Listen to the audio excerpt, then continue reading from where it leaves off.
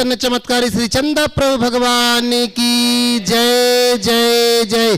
श्रवण संस्कृति के नायक प्रातः स्मरणीय आचार्य भगवंत विद्यासागर जी महामुनि राज की जय जय जय जय। बोलिए गुणायतन प्रणेता शंका समाधान भावना योग प्रवर्तक तरुणाई के प्रखर वक्ता पूज्य मुनिवर श्री प्रमाण सागर जी महाराज की जय जय जय। मुनिवर श्री निर्वेक सागर जी शीतल सागर जी महाराज की जय जय जय। मुनि संघ की जय जय जय।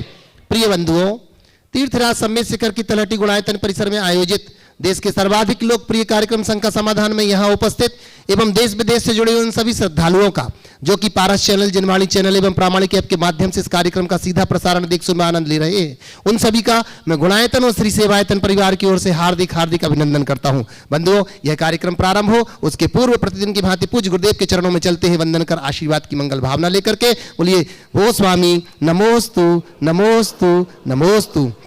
बंधुओं, हमें बड़ी प्रसन्नता है, जैसे कि आपको विदित ही है कि गुणायतन का कार्य बड़ी तीव्र गति से चल रहा है, जिसमें अनेक लोग जुड़ते जा रहे हैं और आज भी बहुत सारे लोग जुड़े हैं। उनकी उद्घोषणा हो उसके पूर्व मैं चाहूंगा, महाराज श्री कुछ लोगों के प्रश्न हैं आपके समक्ष रख रहे हैं। मैं आवाज दे रहा हूं सबसे पहले प्रश्न के लिए। सुची जैन नवी मुंबई से अपना प्रश्न रख रही हैं और उसके बाद तैयार रहेंगे जीतल जी शाह मुंबई से।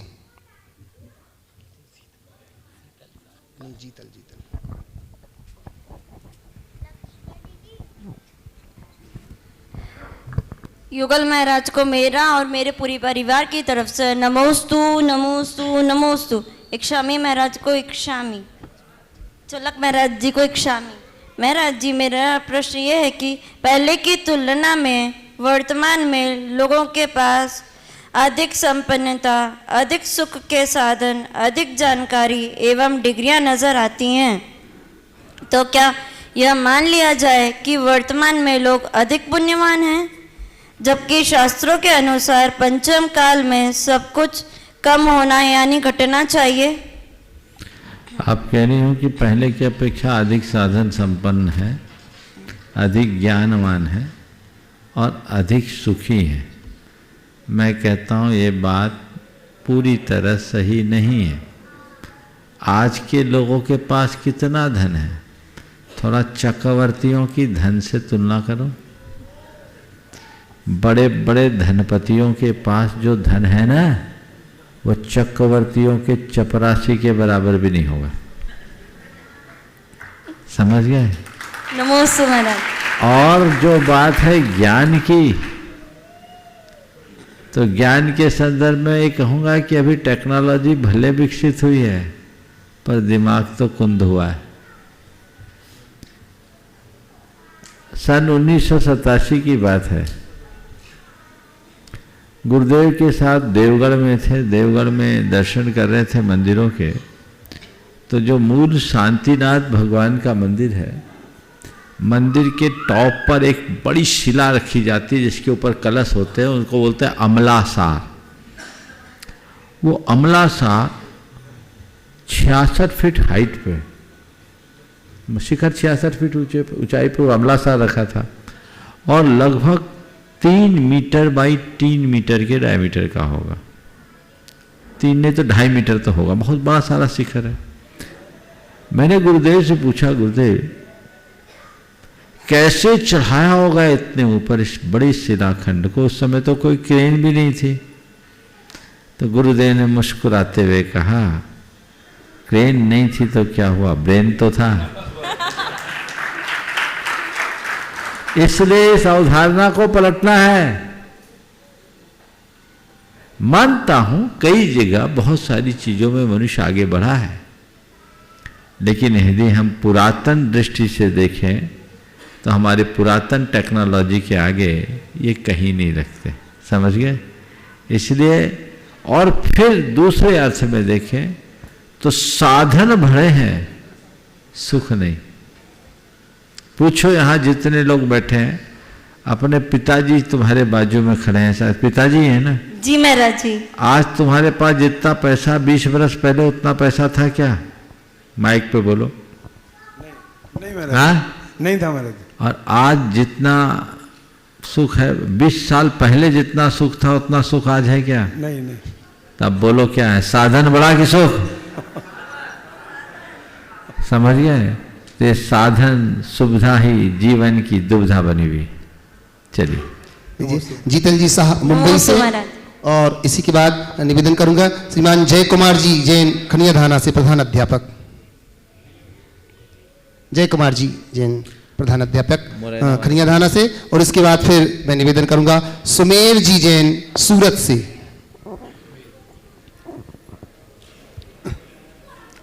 सभी मुनि महाराजों को व इलक छुल्लक महाराजों को, मुनि महाराजों को नमोस्तु व सभी इलक छुल्लक महाराजों को इच्छामी इच्छामी।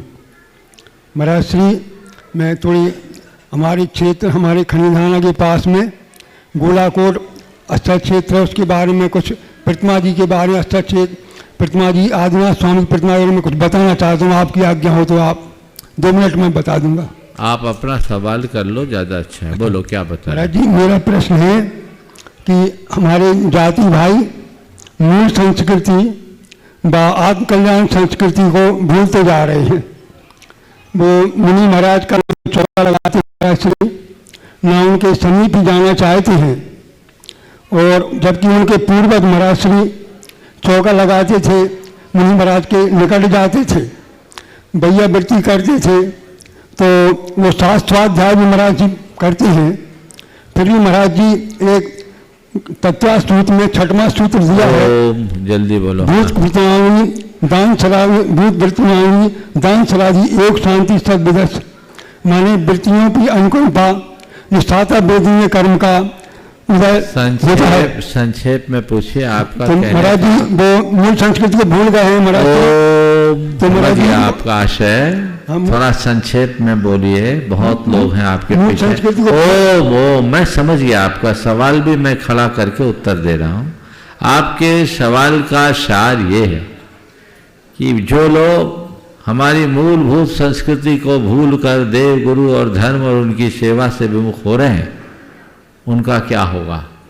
यही है ना सवाल? हाँ महाराज श्री, बस इतने में तो पूछ लो। तो पहले तो सवाल सुधारो, फिर उत्तर दो। देखिए, मैं ये मानता हूं जिनके कर्म फूटे हैं वही देव गुरु धर्म से विमुख होंगे। जिनका भवितव्य अच्छा है वे देव गुरु धर्म की सेवा करेंगे।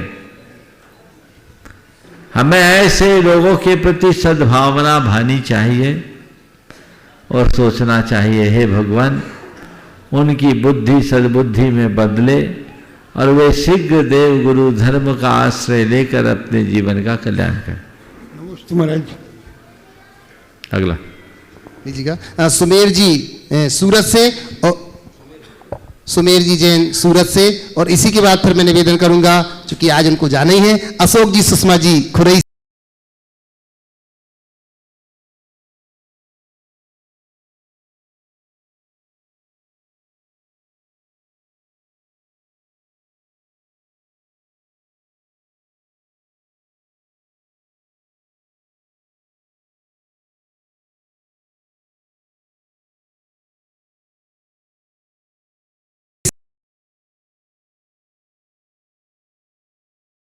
जाती है, वो कुछ भी बोल देता है महाराज जी। उसकी सहन शक्ति कैसे बढ़े वो कुछ नहीं जानता। इसकी वजह है, पहले एक बाप के 5, 6, 8, 10 बच्चे होते थे तो प्यार बट जाता था। अब एक ही रहते हैं, ज्यादा से ज्यादा 2, तो पूरा लाड़ वहीं सीमित हो जाता है। इसलिए लोग आजकल ज्यादा केयरफुल होने लगे। पहले घर में कोई सामान आता तो पाती बना के रख दी जाती थी, वो आएगा तो खा लेगा, और अब बच्चा आगे आगे भागता, पीछे पीछे माँ बोलती बेटा खा ले खा ले खा ले खा ले। तो समय का परिवर्तन है। और अब बच्चों का बचपना बचा भी कहाँ?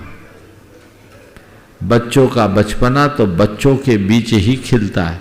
सहन शक्ति एकदम खराब हो गई। सहन शक्ति इसलिए खराब हो गई कि उनकी परवरिश ही उल्टी हो रही। समझ गए? कल ही परसों की बात थी। अब गमला के पौधे हैं वन का पेड़ नहीं। अगर वन का पेड़ बनेंगे तभी आंधी तूफानों को झेलने में समर्थ हो सके। नमस्ते महाराज जी, नमस्ते महाराज, लीजिएगा अशोक सुषमा जी ट्रस्टी गुणायतन खुरई से, और इसके बाद फिर मैं निवेदन करूंगा हमारे आदरणीय पंडित जी के परिवार परिजन से, उनके पुत्र इंजीनियर श्रेयस जैन प्रज्ञा जी विशेष पिंडरी से। नमोस्तु महाराज श्री। महाराज जी सहस्रनाम स्तोत्र में भगवान की स्तुति 1008 नाम से की गई है, परंतु इन्हें शंकर और गणेश की उपमा भी दी गई है। यहाँ इन शब्दों को रखने का क्या तात्पर्य है एवं सहस्रनाम की रचना किसने की है? गणेश की रचना जो की गई, गणेश का मतलब समझिए। सहस्रनाम आचार्य जिनसेन कृत है, आचार्य जी कृत है, 2 सहस्रनाम वर्तमान में प्रसिद्ध है। अब भगवान की सहस्रनामों से स्तुति इंद्र करता है, तो अब भगवान के जितने भी नाम हो सार्थक है। भगवान को जो गणेश कहा गया उसका अर्थ समझो। गणेश यानी 12 प्रकार के गण होते हैं भगवान के समोसरण में, उनके ईश जो स्वामी हो गणेश, तो गण के ईश को गणेश, गणनायक, ये गणधर के लिए भी कहते हैं, कहीं कहीं भगवान के लिए भी कहते हैं। नमोस्तु महाराज। ओम।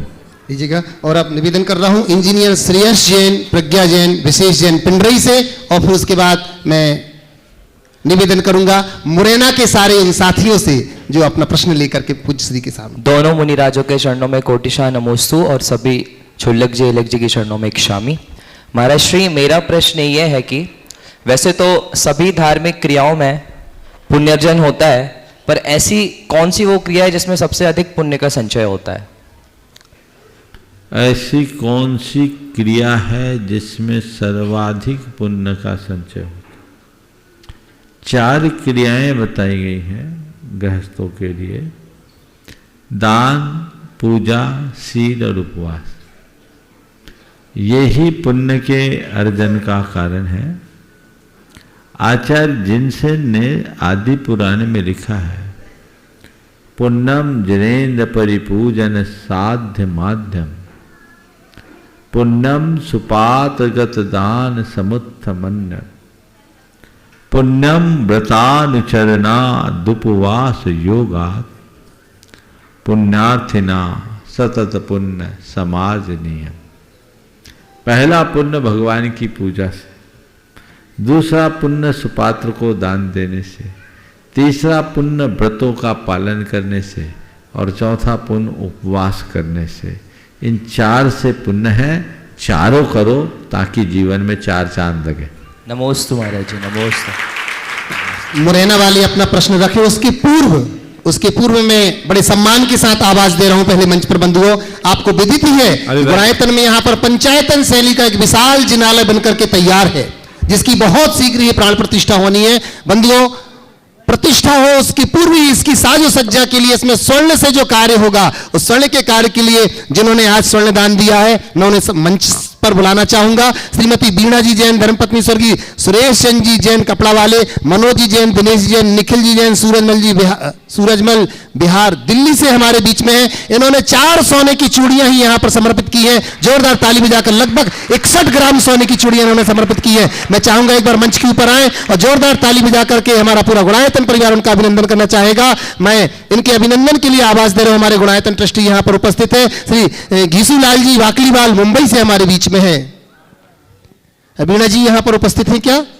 चलिएगा, मैं उसी क्रम में बंधुओं जिन्होंने 20 ग्राम सोना आज समर्पित किया है हमारे गुणायतन के लिए, पंचायतन शैली मंदिर के लिए, ऐसी श्रीमती उगमलता जी गंगवाल किशनगढ़ से जिन्होंने सोने की चेन सहित अपने कान के टॉप भी समर्पित कर दिए। मैं निवेदन करता हूं उनका सम्मान लेने के लिए, जो कि गुणायतन के शिरोमणि संरक्षक है बंधुओं, उनका सम्मान लेने के लिए मैं आवाज दे रहा हूं। यहां पर हमारे बीच में श्रीमान नागरमल जी पहाड़िया मुंबई से हमारे बीच में है। मैं निवेदन करता हूं एक बार मंच के ऊपर आए और जोरदार ताली बजाकर हम उनका अभिनंदन करते हैं। इनका अभिनंदन करने के लिए श्री घीसूलाल जी वाकलीवाल मुंबई से गुणायतन ट्रस्टी और साथ ही संजय जी सेठी साडम से जो हमारे गुणायतन ट्रस्टी है, आए इनका अभिनंदन करेंगे। कृपया एक बार मंच के ऊपर आइएगा, जोरदार तालियों से अभिनंदन करते हैं।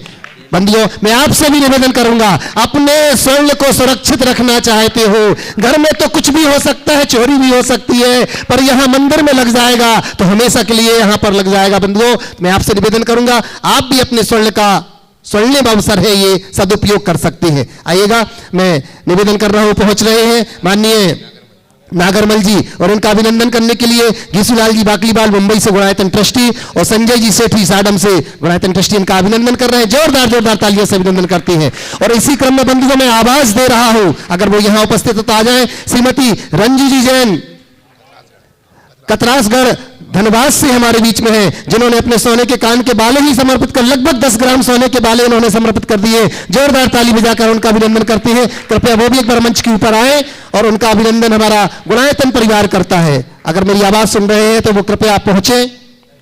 चलिए बंधुओं, इसी क्रम में मैं बड़े सम्मान के साथ आवाज देता हूं जिन्होंने आज गुणायतन से अपने आप को जोड़ा है। ऐसे स्वर्गीय श्री चमेली बाई जी जैन की स्मृति में श्री सुरेश चंद जी जैन, श्रीमती उषा किरण जी जैन, स्वाति जैन, भक्ति जैन छिंदवाड़ा मध्य प्रदेश से, जिन्होंने अपने आप को निर्माण मित्र के रूप में जोड़ा है। मैं निवेदन करता हूं वो मंच के ऊपर आए और जोरदार ताली बजाकर हम उनका अभिनंदन करते हैं। वो परिवार यहां उपस्थित है तो कृपया आइएगा, अति शीघ्र ऊपर आइएगा। और इनका अभिनंदन करने के लिए मैं आवाज दे रहा हूं हमारे बीच में अनुराग जी जैन अहमदाबाद से, जो हमारे गुणायतन ट्रस्टी हैं। और साथ ही साथ मैं आवाज देता हूं बंधुओं,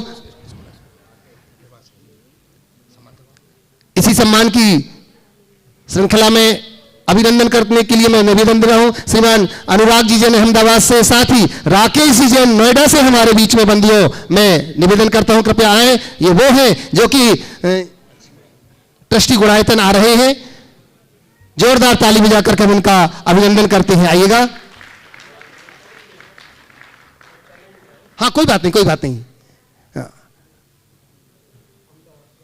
हाँ हाँ जी, आइए आइए, पिताजी आए हैं। मैं राकेश जी से निवेदन करता हूं नोएडा से, अगर मेरी आवाज सुन। चलिए बंधुओं, इसी क्रम में आज जिन्होंने अपने आप को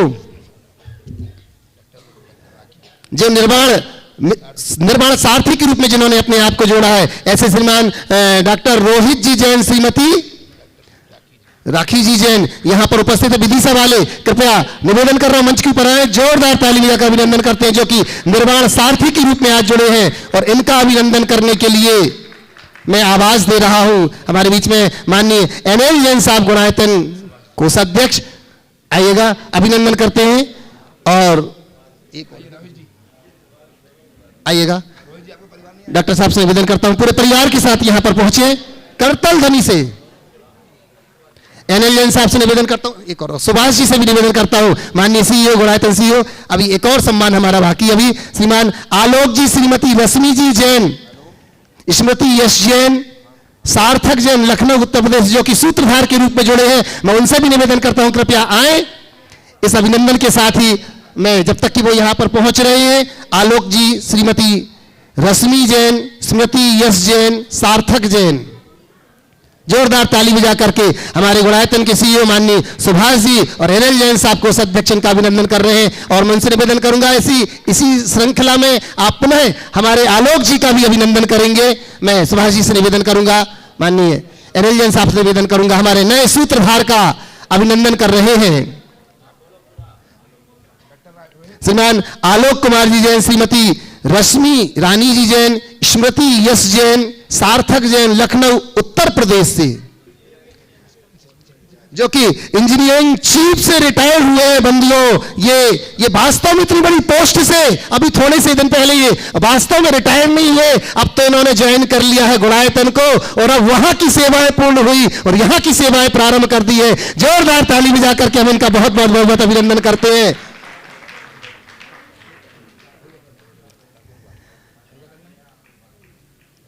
और इसी सम्मान के साथ बहुत बढ़िया, और ऐसे लोग गुणायतन से लगातार जुड़ते जाएंगे बंधुओं, तो वो दिन दूर नहीं होगा जब अभी भारतवर्ष की ही नहीं विश्व की अनमोल संस्था होगी। मैं माननीय राकेश जी से निवेदन करूंगा, आलोक जी से निवेदन करूंगा कि एक बार अपना प्रश्न यहीं से रख लें। आप मंच से ही अपना प्रश्न रख रहे हैं माननीय महाराज जी, आपके सामने आके सब निस्तब्ध हो जाते हैं। एक छोटा सा मैं प्रश्न था, बहुत समय से था मन में, कि जो एक 4 वर्ण हमारे वर्ण व्यवस्थाएं हमारे थी, तो क्या हम जैन वैश्य वर्ण व्यवस्था के अंतर्गत आ सकते हैं? हम बानियक कहलाते हैं, या जैसे हमारे पूर्वज, हम ये कहा जाता है कि क्षत्रिय रहे हैं हमारे साथ? तो बिल्कुल, बहुत अच्छा सवाल किया आपने, प्रासंगिक सवाल है। ये बात सही है कि वर्ण व्यवस्था की दृष्टि से अगर जब बात की जाए तो जैन धर्म के अनुसार कर्मणा वर्ण व्यवस्था है। जन्म से नहीं। जैन धर्म के अनुसार न कोई जन्म से क्षत्रिय होता है, न ब्राह्मण होता है, न वैश्य होता है, न शूद्र होता है। जो कुछ भी होता है वो कर्म से होता है।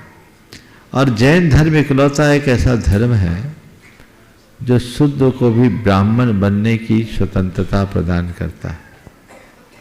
शूद्रोपि सोपस्कारत्वाद बुभुशुद्ध्या तादृशः की उक्ति जैन धर्म में। व्रतस्थम चांडालम अपि तम देवा ब्राह्मणम विदुः की उक्ति जैन धर्म में है।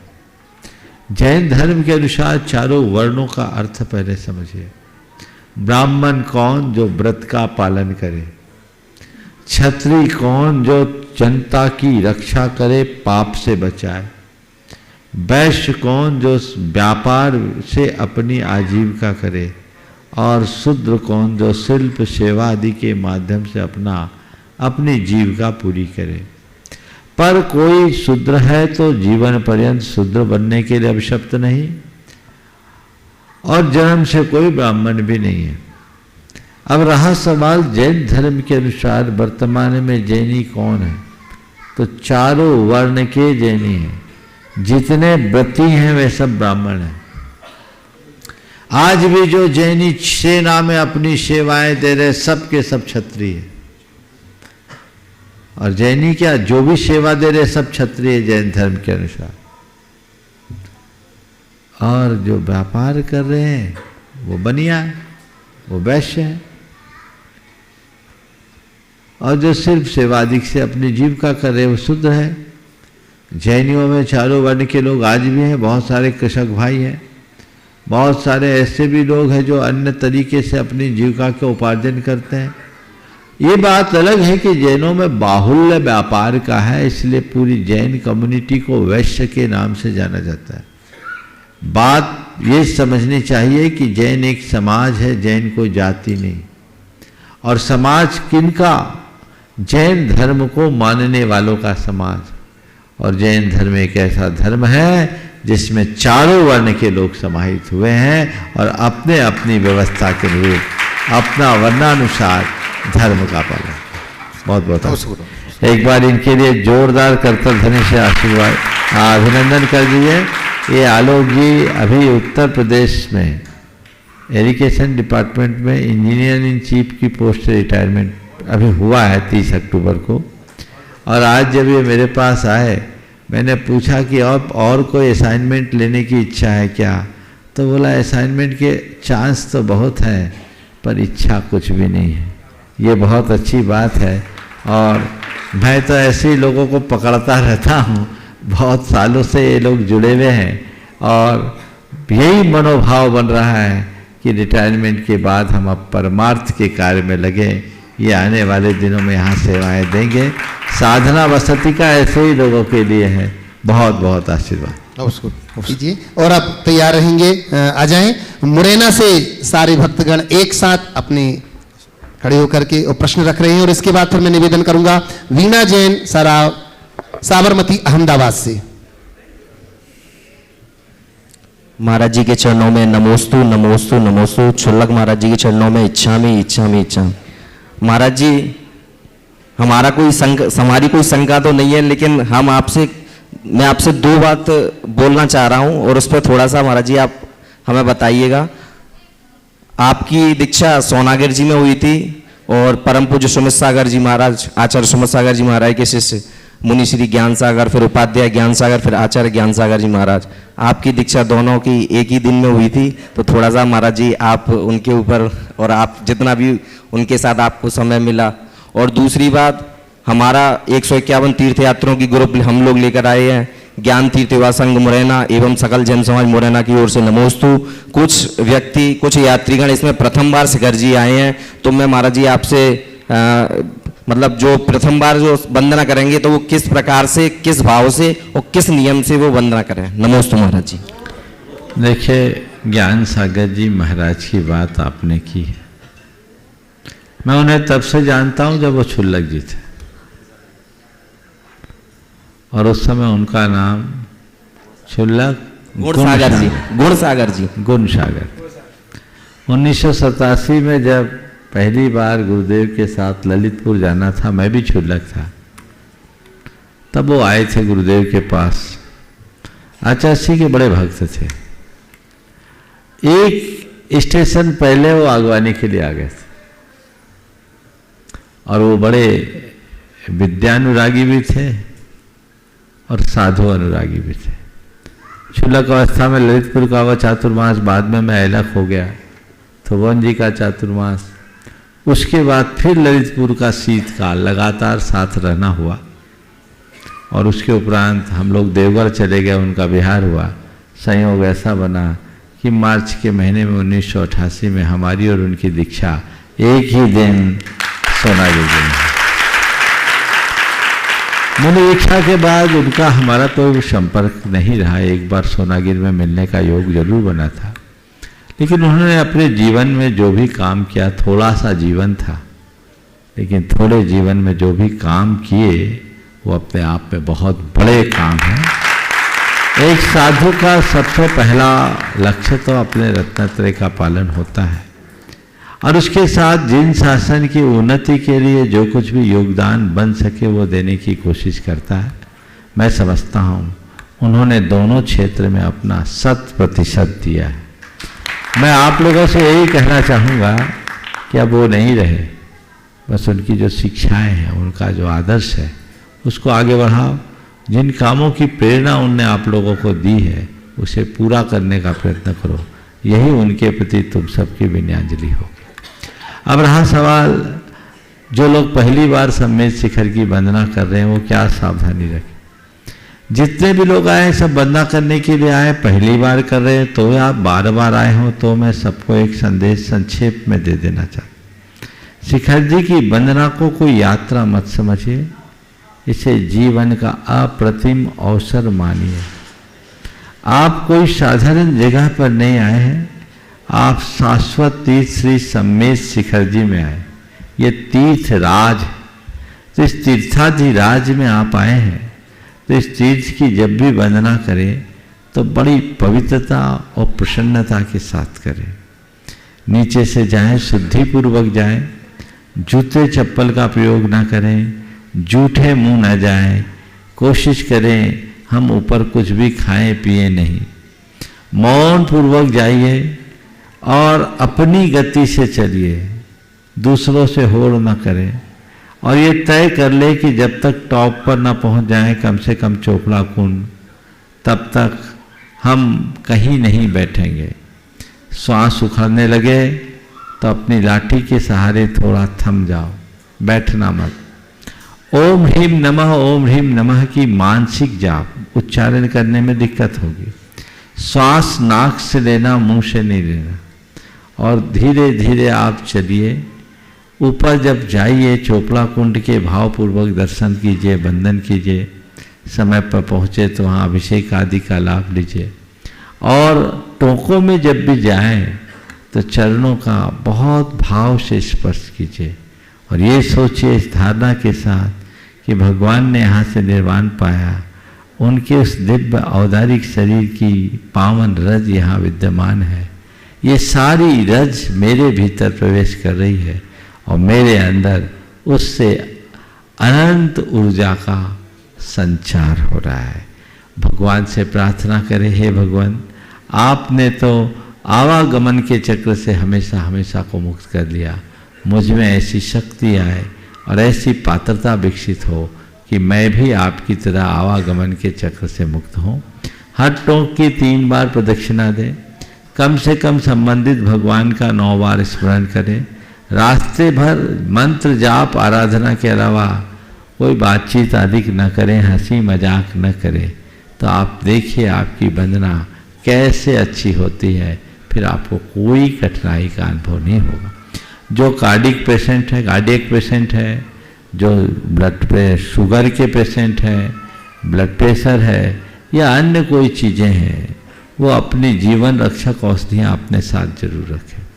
पर्वत पर पता नहीं अचानक क्या हो जाए क्या ना हो, तो ये सुविधाएँ ये व्यवस्थाएँ देखनी चाहिए। और जिनको इस तरह की दिक्कत है वो पैदल बंधना न करे, डोली आदि का आलम्बन लेकर के व्यवस्था करें, ताकि आप निर्बाध वंदना कर सकें। और जो सक्षम है उन्हें चाहिए कि वो पैदल ही जाए और पैदल ही आते समय आप लोग थोड़े दबाव में आ जाते हैं और अपनी वंदना को लंगड़ी बना लेते हैं, है ना। कोशिश करें कि वंदना पक्की हो, लंगड़ी नहीं। सबको आशीर्वाद। नमोस्तु महाराज जी, नमोस्तु नमो जी, नमो। हम बच्चों की ये अभिलाषा मुरैना नगर में हो चौमासा। पीछे दीजिए। वीणा जैन साबरमती अहमदाबाद से, और इसके बाद तैयार रहेंगे शैलेंद्र जैन अनुप्रिया जैन सागर से।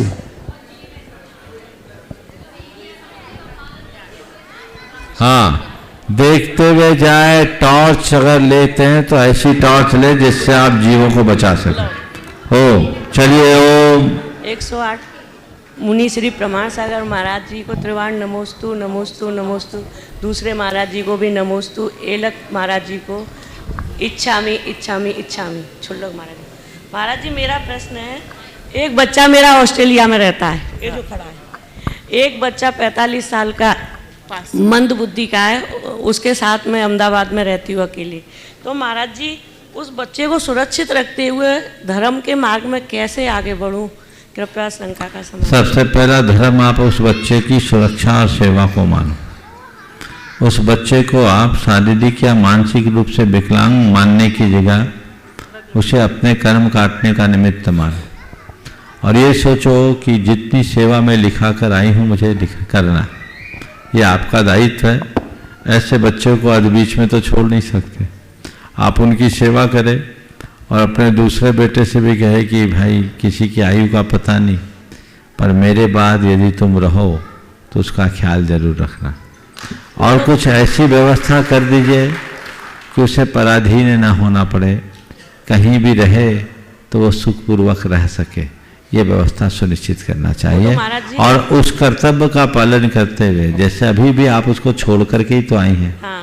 कोई ना कोई व्यवस्था बना के आई होंगी, तो ऐसा कीजिए कि व्यवस्थाएं भी बना लीजिए और अपनी अवस्था को भी संभाल कर रखें। महाराज जी ऐसे तो मेरी बहू है ना, बहुत अच्छे से उसको रखती है, बहुत बढ़िया। पर ऑस्ट्रेलिया में है ना, मैं धर्म ध्यान नहीं मिलता, बाकी ये तो पीछे पड़ रहा है। ऐसा नहीं है कि ऑस्ट्रेलिया में धर्म ध्यान नहीं मिलता। ऑस्ट्रेलिया वहाँ पर मन कम लगता है। आपका मन नहीं लगता, लेकिन ऑस्ट्रेलिया वाले तो यहाँ से ज्यादा भी धर्म ध्यान करते हैं। एक नम्रता जी है सिडनी में, आप सिडनी रहते हैं ना? हाँ सिडनी। हाँ, तो देखो यहाँ हर कार्यक्रम में यहाँ आती है। अभी दशरक्षण में 10 दिन रह के गई, विधानों में रही, और यहाँ नहीं रह पाती तो ऑनलाइन वहाँ करती। और मंदिर में पूजा पाठ भक्ति आराधना सब, बस दान का, पात्र दान का, मुनियों का प्रत्यक्ष सानिध्य नहीं मिलता, तो बीच बीच में आ जाओ। महाराज जी बहुत लंबा रास्ता है, प्लेन में आशीर्वाद है। चलो शैलेंद्र जी जैन अनुप्रिया जैन सागर से, और फिर तैयार रहेंगी माधुरी जी जैन राजनांदगांव से। महाराज जी के चरणों में त्रिबार नमोस्तु नमोस्तु नमोस्तु। छुल्लक जी के चरणों में त्रिबार इक्षामी इक्षामी इक्षामी। महाराज जी मैं इस बार शिखर जी अपने बेटे को लेके आई हूँ, 1 साल का हो गया आपके दर्शन कराने। मैं नवंबर 2021 में आई थी, आपने आशीर्वाद दिया और भावना योग के लिए प्रेरित किया था। तब हम लोग गुणायतन से भी जुड़ गए थे, सूत्रधार बने थे। आपने भावना योग के लिए प्रेरित किया और 2022 व्रतों में मेरा बेटा हुआ, और व्रतों में ये हुआ, और 6 महीने जब हुए इसके तब होली थी, 45वें दिन दिवाली थी, 1 साल का हुआ उस दिन जन्माष्टमी थी। तो मुझे लगता है ये भावना योग का ही प्रभाव है कि इतना भव्य जीव आया। शायद हर त्यौहार इसके 45वें दिन दिवाली, 6 महीने पे होली, 1 साल पे जन्माष्टमी। हम लोगों ने इसका जन्मदिन भी गोलाकोट ले गए थे इसको, वहाँ पे गोलाकोट देवगढ़ दर्शन कराए। समय सागर महाराज जी के पास ले गए खुरई में, उनके दर्शन कराए, उनका आशीर्वाद लिया। अब ये थोड़ा बड़ा हुआ, आपके आशीर्वाद के लिए लेके आए। मतलब आपका कहने का ये है कि ये बच्चा भावना योग के बाद हुआ? हाँ, भावना योग के बाद हुआ। देखिए आपको कितने साल बाद ये बच्चा हुआ? 1-1.5 साल बाद, ट्राई करने के 1-1.5 शादी के कितने साल बाद? 4 साल बाद। हाँ, ये एक अनुभव यहाँ इस तरह का सार्वजनिक रूप से पहली बार आया। लेकिन मैं आप सबसे कहता हूँ, जिनको इस तरह की समस्याएं, ऐसी अनेक महिलाओं ने और दंपतियों ने आके कहा है कि भावना योग किया और साल भर के अंदर रिजल्ट आ गया। आप कीजिए, ये बहन उसका एक प्रमाण है। कंसीव होने के बाद भावना योग करने के रिजल्ट तो बहुत आते ही हैं। जिनको कंसीव नहीं होता वो भी भावना योग करे तो बहुत अच्छा रिजल्ट होता है। ये भावना योग का चमत्कार है, ये उसका एक उदाहरण है। आप लोग भी प्रेरणा लेके कार्य महाराज जी करें। 9 महीने भी बहुत अच्छे से निकले, कोई कष्ट नहीं रहा। बहुत सुंदर, बहुत सुंदर। जी माधुरी जैन राजनांदगांव से, और फिर तैयार रहेंगे अंजू जैन ऋषभ बिहार से। महाराज जी एक प्रश्न है। हाँ बोलो। हम लोग जब ये वंदना कर रहे थे नीचे की, तो वहाँ पे कहीं पारसनाथ भगवान के ऊपर सर्प है, कहीं पे नहीं है, तो दोनों में क्या अंतर है? अंतर कुछ नहीं है। पार्श्वनाथ भगवान तो ऐसा केवल ज्ञान के बाद उन पर फनामंडल नहीं था, लेकिन ये दोनों स्थितियां बनती है। और जहाँ है वहाँ है, जैसा कर लो, नहीं है तो नहीं कर लो, दोनों तरह। नमस्ते महाराज। माधुरी जी जैन, और इसके बाद फिर अंजू जैन ऋषभ बिहार नमोस्तु से। महाराज जी, नमोस्तु महाराज जी, इक्षामी महाराज जी, इक्षामी महाराज जी। आज हम सब, हमारी पूरी तीनों चारों बहनों की तरफ से और सब बहनोइयों की तरफ से सादर नमोस्तु महाराज जी। मैं एक क्वेश्चन लेके आई हूँ महाराज जी। मैं खुद प्रामाणिक पाठशाला की शिक्षिका हूँ राजनांदगांव में। हम बच्चों को छोटे छोटे पौधे हैं महाराज जी, उनको कोशिश कर रहे हैं कि बहुत अच्छे से शिक्षित करें, लेकिन बहुत सारे डिस्ट्रैक्शन हो जाते हैं। जैसे बच्चे थोड़ा सा इंटरेस्ट कम ले रहे हैं, तो ऐसा कोई एक बताइए आप कि जैसे बच्चों को हम अट्रैक्ट कर सके, ला सके पाठशाला में। देखिए, बच्चों को अट्रैक्ट करने के लिए वही तकनीक अपनाइए जो प्रामाणिक पाठशाला के द्वारा अपनाई जाती है। आप उनको एक्टिविटी के साथ पढ़ाइए। हो सकता है आप पढ़ा रहे हो, पूरी एक्टिविटीज का प्रयोग नहीं करते हो। हर समय समय पर कोई ना कोई एक्टिविटीज जो प्रामाणिक पाठशाला में कराया जाता है, वो एक्टिविटीज से जोड़िएगा, बच्चे बहुत अच्छे से पढ़ेंगे। आशीर्वाद लीजिएगा। अंजू जी जैन ऋषभ बिहार दिल्ली से, और फिर उसके बाद मैं निवेदन करूंगा दुबई से, उदयपुर से हमारे बीच में है नमन पंचोली जी, रिया पंचोली जी जैन। ओ महाराज श्री एन मुनि संघ के चरणों में बारंबार नमस्कार। महाराज श्री, मेरा प्रश्न ये है कि जब हम धार्मिक क्षेत्र में या धार्मिक कोई कार्य करते हैं तो हमारे भाव धार्मिक हो जाते हैं, लेकिन जब अपने संसार में वापस आते हैं, गृहस्थ में वापस आते हैं, तो फिर भाव हमारे फिर बदल जाते हैं। तो ऐसा क्यों होता है महाराज श्री? यही तो वातावरण का प्रभाव है। ये सब काम घर में ही हो जाते तो धर्म क्षेत्र की जरूरत क्या थी? तीर्थ क्षेत्र इसीलिए बने हैं कि आप अपनी बैटरी चार्ज करते रहो, और जब डिस्चार्ज हो जाए तो फिर आके चार्ज कर लो। रास्ता ही जी। हाँ, दुबई से नमन जी, रिया जी पांचोली अपना प्रश्न रख रहे हैं, और बहुत बहुत अच्छे से गुणायतन से जुड़ने का भाव भी रखते हैं, और बहुत जल्दी जुड़ने वाले भी हैं जी। और फिर इसके बाद में संजय जी सेठी सूरत से तैयार रहेंगे।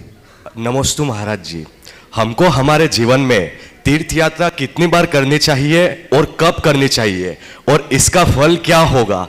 नमोस्तु महाराज जी। एक बार मैं चाहूँगा नमन भाई का जोरदार अभिनंदन कर दें।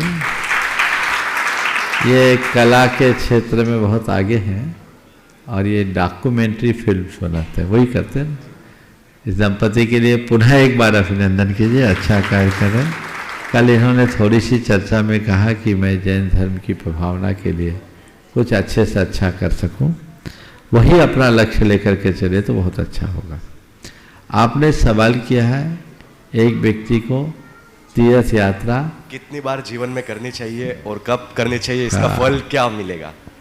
तीर्थ यात्रा कितनी बार कब करना चाहिए और उसका फल क्या मिलेगा? तीर्थ यात्रा तब तक करते रहना चाहिए जब तक जीवन तीर्थ न बने। क्या? तीर्थ यात्रा तब तक करते रहना चाहिए जब तक जीवन तीर्थ न बन जाए, और तीर्थ यात्रा का फल पूछो तो जो तीर्थ यात्रा करते रहता है वो एक दिन तीर्थ बन जाता है। समझे? तो तीर्थ बनना अर्थात रत्नत्रय को अंगीकार करके मोक्ष मार्ग का पथिक बन जाना, और उसी में हमारा कल्याण है। तीर्थ यात्रा हमारी भाव विशुद्धि का श्रेष्ठ निमित्त है। हमारे देश में तीर्थाटन को शुरू से बहुत महत्व दिया गया। तीर्थ यात्रा को खासकर ऐसे सिद्ध क्षेत्र को इसे निषिद्ध का कहते हैं, और इसके संदर्भ में कहा है इच्छोर विकार रस प्रयुक्त गुणेन लोके पिष्टोधिका मधुरताम मुपयाति यद्वत् तद्वच्च पुण्य पुरुषय ऋषितानि भूमि देश क्या है, अर्थ बता देता हूं कि जैसे मिट्टी में गन्ने का रस मिल जाए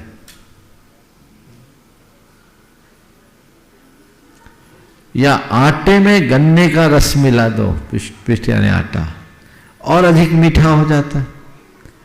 ऐसे ही महापुरुषों के पवित्र रज से पूज्य भावित ये धरती महाप्रभावी बन जाती है और उनका स्पर्श मात्र हमारे पापों का विनाश करता है। समझ गए? इसलिए हम इन तीर्थ भूमियों की वंदना करने के लिए लालायित होते हैं। हमारी धर्म की श्रद्धा बढ़ती है, हमारे भावों में शुद्धि बढ़ती है, हमारे जीवन की दिशा बदलती है और यही परिवर्तन हमारे जीवन में व्यापक परिवर्तन घटित करता है। नमस्ते। संजय जी सेठी और साथ में पवन जी पहाड़िया जी भी दोनों सूरत से हैं और एक जन प्रश्न कर लेंगे और इसके बाद फिर मैं निवेदन करूंगा। सुनीता जी आगरा। नमस्तु महाराज जी, मेरा और मेरे परिवार की तरफ से पूरे संघ को त्रिकाल नमस्तु। मेरा प्रश्न यह है महाराज जी कि मृत व्यक्ति को आजकल लकड़ी पे जलाया जाता है और लकड़ी में असंख्य जीव रहते हैं। आजकल इलेक्ट्रिक और गैस की भी व्यवस्था हो गई है, तो इसके लिए आप अपना मार्गदर्शन दें। हम तो जिंदे की बात करते, मुर्दे की नहीं।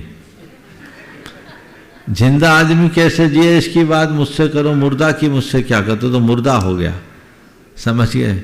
इसमें तो जिस विधि से आप करना चाहें करें, उसमें ऐसा कोई धार्मिक नियम नहीं है कि इसी रीति से आप उसको जलाएं। समझ गए? तो ये अपने विचार और विवेक के साथ कार्य करना चाहिए। और कोरोना में तो सबने देख लिया कैसे हुआ, जैसे हुआ वैसे हुआ, छूने भी नहीं मिला, तब धर्म सामने नहीं आया। इसे देख के करना। चलिए नमस्ते महाराज जी। सुनीता जी महाराज जी। ओ महाराज जी, निगोदिया जीव की तो उत्पत्ति होगी, पर वो कम कैसे हो महाराज जी? उसका कोई उपचार बताएं। जैसे घर में थोड़ा गंदा पानी पड़ा रहता है तो वहाँ असंख्यात मच्छर पैदा हो जाते हैं। कचरे का डिब्बे में थोड़ा कचरा, इसका एक ही उपाय है कि गंदगी कम करो। चलो सुनीता जी, स्वच्छ भारत के मिशन को आगे बढ़ाओ। सुनीता जी आगरा से, और फिर उसके बाद सीधे अपन मंच पर चलेंगे पूज्य मुनिश्री के चरणों में। पूज्य गुरुदेव के चरणों में त्रैवार नमोस्तु नमोस्तु नमोस्तु। छुल्लक जी महाराज के चरणों में इच्छामी इच्छामी इच्छामी। महाराज जी, मेरा दान करने को बहुत मन करता है और यथासंभव करती भी हूँ और किया भी है बहुत सारा, लेकिन अब रिटायर हो गए हैं, थोड़ी आय सीमित हो गई है, लेकिन दिल अभी भी उतनी उछाले मारता है कि ये करो वो करो वो करो। तो मैं अपने भावों को कैसे पूरा करूं महाराज? अभी तक दान दे रही थी, अब अपने साहब को तैयार करो, योगदान देने लगो, भाव पूरा हो जाए। नहीं, वो ही देते हैं महाराज जी, दान तो वही देते हैं। नहीं तो योगदान देने लगो ना। आवक कम हो गई पर अभी अपना श्रम तो दे सकते हैं, तो योगदान देंगे तो हिसाब बराबर हो जाएगा। नमोस्तु महाराज जी, नमोस्तु महाराज। मैं सबसे पहले पूज्य छुल्लक श्री स्वरूप सागर जी महाराज के चरणों की वंदना करते निवेदन कर रहा हूँ मुनि संघ से जोड़ने के लिए। इच्छाई महाराज जी मुनि तरह के चरणों में बारंबार नमोस्तु। प्रश्नों के लिए निवेदन करेंगे मंचासीन मुनि संघ के चरणों में। और सर्वप्रथम निवेदन है परम पूज्य मुनिवर्षी निर्वेक सागर जी महाराज के चरणों में कि अपने प्रश्न के माध्यम से हम सभी को लाभान्वित करें। नमोस्तु महाराज। ओ मुनिश्री को नमोस्तु करते हुए, वर्तमान में युग बहुत तेजी से परिवर्तित हो रहा है और समाज निर्माण में जितना पुरुषों का योगदान है उतना ही योगदान स्त्री समाज का भी है। और एक परंपरा हमारे यहाँ चलती है, जब गृहस्थ कोई व्यक्ति पति पत्नी बनते हैं, उनका विवाह होता है, तो विवाह के समय एक परंपरा होती है कि पहले तो जो फेरे होते हैं, देखा तो नहीं है किंतु सुना है, आप लोगों को अनुभव होगा, जब फेरे होते हैं तो उसमें 6 पहरे तक तो पहले महिला आगे होती है और पुरुष पीछे होता है। हाँ, बहू आगे होते हैं, वर पीछे पंडित जी को बताया। और जब 7वां फेरा होता है तो वर को आगे करते हैं और वधू को पीछे कर देते हैं। ये आगे पीछे की परंपरा बहुत प्राचीन परंपरा हो गई और साथ साथ की परंपरा होनी चाहिए, क्योंकि आज जब सब कुछ बराबर है तो महिला पुरुष से पीछे रहे ये अच्छा नहीं लगता है, क्यों ना? इसलिए जो परंपरा इसमें कोई परिवर्तन आना चाहिए। क्या पुरुष का महिला का पुरुष के पीछे रहना वास्तव में उसके लिए एक आदर्श है कि रूढ़िता है? कृपया समझावन दे करके। देखो, महाराज ने जो सवाल किया, मेरे जीवन का अनुभव, मैंने कोई फेरे देखे ही नहीं और फेरे के फेर में पड़े नहीं, लेकिन महाराज ने जो कहा है मेरे दिमाग में एक बात क्लिक हो रही। 6 फेरे में वधू आगे, 7वें फेरे में वर आगे। इसके पीछे का एक कारण मैं बताता हूँ जो मुझे समझ में आ रहा है। 6 फेरे में वधू आगे इसलिए कि सारी दुनिया उनके ही पीछे लगी। बोले अभी तक तुम मेरे पीछे लगे थे, दुनिया किसके पीछे लगी? श्री और स्त्री।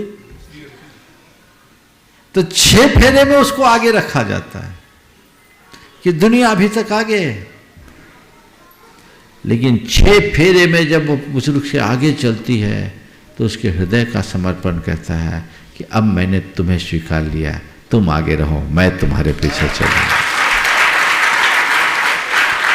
अब अभी तक मेरे लिए तुम एक पुरुष थे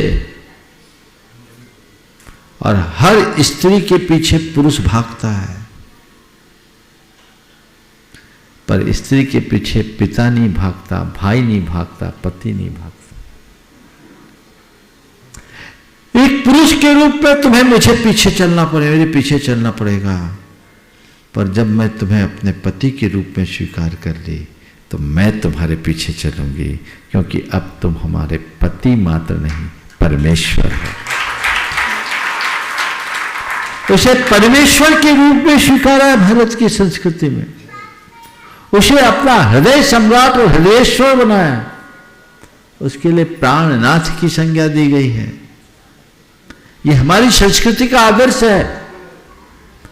ये बात और है कि आज की नई पीढ़ी इन सब बातों को भुला बैठी है। उनको इसके पीछे छुपे विज्ञान का कोई बोध नहीं, इसके पीछे कौन सी भावना है इसका कोई बोध नहीं। विवाह का अर्थ बहुत व्यापक है। विवाह का मतलब स्त्री पुरुषों का परस्पर एक दूसरे के बंधन में बंधना मात्र नहीं है। विवाह का मतलब एक भावनात्मक संबंध स्थापित करके पूरे जीवन पर्यंत एक दूसरे के पूरक और प्रेरक बनकर के जीना। वो भावनात्मकता आती है, ये उसका खुद का त्याग है कि अब मैं पीछे आती हूं, आप आगे आओ। और एक बात बताओ, एक रथ का 2 सारथी होगा तो रथ का क्या होगा? बोलो क्या होगा? हाँ, गड़बड़ होगा ना, तो रथ खटोला बन जाएगा, चल ही नहीं पाएगा। इसलिए एक रथ में एक ही सारथी शोभा देता है। तो आपस में ये हमारे देश की स्त्रियों की समर्पण की अभिव्यक्ति है, और हमारे देश की स्त्री को इसीलिए सहिष्णुता, प्रेम, आत्मीयता, ममता, क्षमा और करुणा का प्रतीक माना गया है। वो खुद से आगे होकर पीछे आती है कि मैं तुम्हारे पीछे चलूं। और पुरुषों की एक कमी है, पुरुष किसी के पीछे पड़ सकता, पीछे चल नहीं सकता। समझ रहे हैं बात को? बुरा नहीं मानना, बोलो सही बोला कि नहीं बोला? एक बार ताली तो बजा दो। गलत तो नहीं बोला भाई? पुरुषों की एक कमी है, वो पीछे पड़ जाएगा, पीछे नहीं चल पाएगा। तो फिर स्त्री सोचती है, अरे भाई कहाँ तक ये आगे पीछे का खेल चलेगा, चलो मैं ही पीछे हो जाती हूँ, वो आगे चले और मैं पीछे चले। और एक बात और, पीछे रहना कई अर्थों में आगे रहने से भी अच्छा होता है। क्यों? ट्रेन में ड्राइवर से ज्यादा कहीं गार्ड की भूमिका होती है कि नहीं होती है? बोलो। तो पीछे है तो बैलेंस कर रही, और फिर अगर डबल इंजन हो, आगे का इंजन कमजोर पड़े तो पीछे का इंजन ही उसे ठेलता है, आगे करता है। इसलिए स्त्रियों ने अपने पतियों को उन्मार्ग में जाने से बचाया है। कालिदास को कालिदास बनाया सरस्वती ने, और तुलसीदास को तुलसीदास बनाया उनकी धर्मपत्नी रत्नावती ने। यह आदर्श है। इसलिए हर पुरुष के पीछे एक स्त्री होनी चाहिए, जो एक प्रेरणा है, एक शक्ति है। शायद इसीलिए हमारे देश में ऐसी व्यवस्था बनाई गई होगी कि 6 फेरे में पुरुष पीछे, साथ में वो कहती चल तू आगे चल, जरूरत पड़ेगी तो मैं हाँकते रहूंगी। ये भी तो एक व्यवस्था है। और बताओ हाँकता कौन है और हाँका किसे जाता है?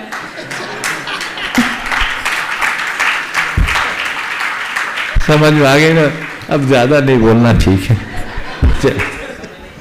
हाँ, 1 मिनट बचा है, तो चलिए इस प्रश्न को मैं आज पूरा कर देते हैं। बहुत मजेदार सवाल महाराज जी ने आज पूछा है, और मेरा भी ध्यान पहली बार इस पर गया। मुझे तो ये भी पता नहीं था कि रस्में क्या है।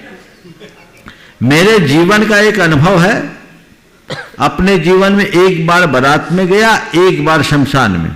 और बारात में गया तो फेरे देखा नहीं, और शमशान में जरूर सब क्रियाएं देखी। तो मुझे जीवन के बारे में ज्यादा अनुभव नहीं। पर महाराज जी ने जो आज बताया, मुझे पहली बार समझ में आया कि 6 में आगे होते, 1 में पीछे होते हैं। लेकिन ये आगे पीछे का खेल भी बड़ा विचित्र है। पर एक बात, एक वाक्य में हम पूरी बात को कंक्लूड करते हैं। ये सब बातें तो कहने का है, सवाल आगे पीछे होने का नहीं है। सवाल गृहस्थ जीवन में जुड़ने के बाद अब आगे पीछे का ख्याल रखने का है। अगर आगे वाला पीछे वाले का और पीछे वाला आगे वाले का ख्याल रखे तो जीवन में कभी कोई आगा पीछा नहीं होगा। समय आप सबका होगा यहीं पर विराम। बोलिए परम पूज्य आचार्य गुरुवर श्री विद्यासागर जी महाराज। परम पूज्य गुरुवर श्री प्रमाण सागर जी महाराज की